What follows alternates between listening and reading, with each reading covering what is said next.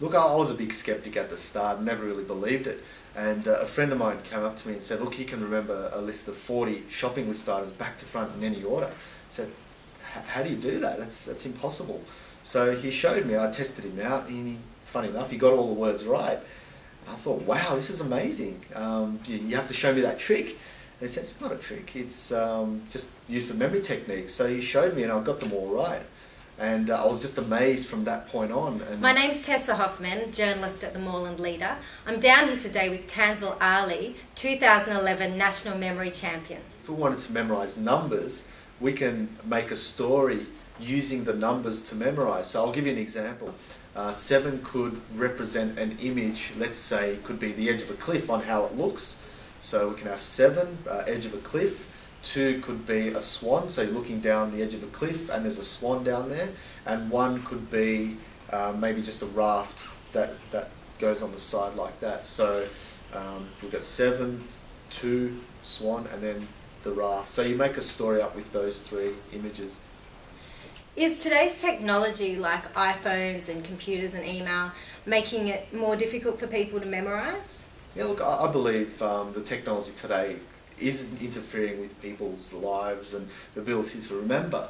And the reason why I say that is you're just relying on these gadgets most of the time, but without using your capabilities. But at the end of the day, you still have to go in and try and remember that you have made the appointments and all that sort of stuff.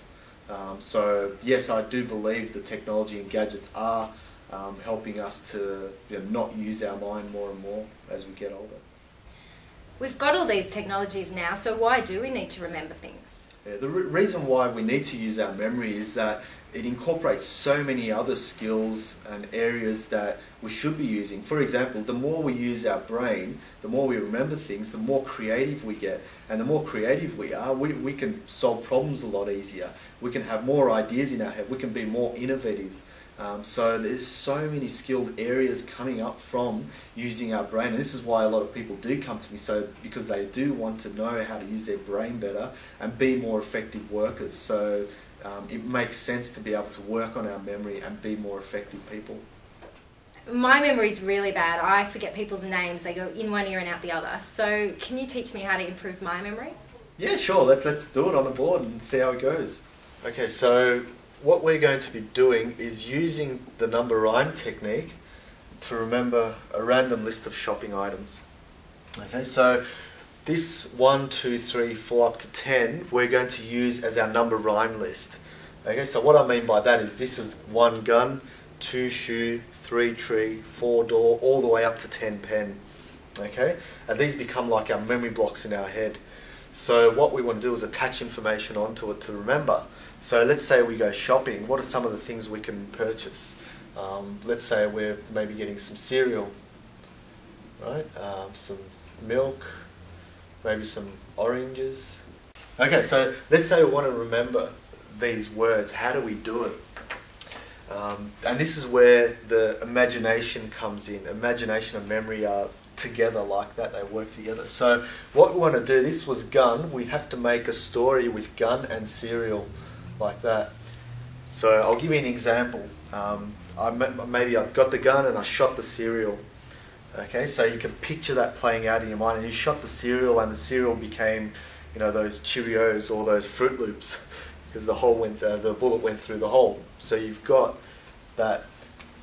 So number 2, which is shoe and milk. What story could you make with shoe and milk? Pour the milk into a shoe. Pour the milk into a shoe, yeah. Now the sillier the story, the better it is to remember. And that's because our brain questions it. If it's something that makes sense and it's logical, your brain goes, oh yeah, this is normal. But if it's something that doesn't make sense, like pouring milk into a shoe, why would you do that? Your brain goes, hang on, that's not right. So it remembers it. Okay, so let's test your memory and see how you went with that. So, what was the 7th item on that list? Eggs. Eggs, yes. What was the 4th item? Bread. Bread. Okay. Number 1? Cereal. 8? Carrots. Carrots. Well, I can tell you got all the words right, 100%, every single one. not only that, you said the words out straight away, so it tells me that you just recall them instantly, which is amazing, all in random order. Yeah, it's amazing. The images were so strong. I just was like, when you said, "Are you sure?" I'm like, "Yeah, I'm just 100%." That image is locked in my mind. The reason why I always ask, "Are you sure?" is that if you were to do this without knowing any techniques, I ask you, "Are you sure?" You might say, "Yeah, I don't know, maybe, maybe not." Here, you're 100% sure. Now, you take a technique like that, you put that into a real life scenario, like you're sitting in an exam or something like that. You already know the answer. You've memorized it. You're 100% sure. You're not 90% sure or 80%, but you're 100% sure. So something like this just works amazingly in exams. Okay, now since you've memorized 10 of them, you can actually memorize 10,000. The same principle applies. Great. I'm going to go and memorize the phone book now. See you at the championships. You know, there's a saying I saw on the net, smartphones equals dumb people. I love that. This is a really funny say. I want the t-shirt.